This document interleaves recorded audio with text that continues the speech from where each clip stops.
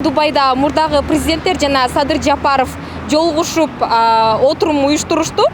Ошолор туурасында эл кандай ойлойт, элдин ой пикирин билүү үчүн биз шаар тургундарынан сурамжылоо жүргүзмөкчүбүз. Анда сиздер менен биргеликте билели. Президенттер жолукпадыбы?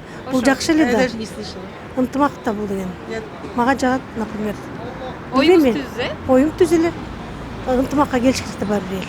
Мен Садыр Жапаровдун айкөлдүгүн баалап атам. Президенттердин жолугушуунанча.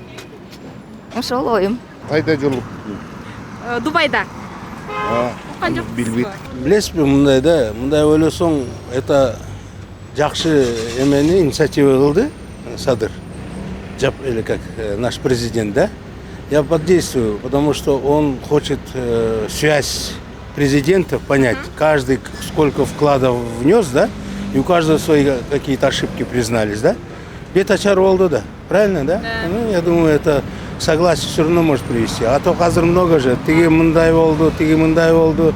Может, он баш коштуруп, может быть, у них какие-то идеи есть, которые они баягы мамлекетке кыла алгандар. Может, ичинен берде калган, ошону может баарын айтып. Круглый стол всегда жакшы. Ынтымак болсо баары жакшы болот да.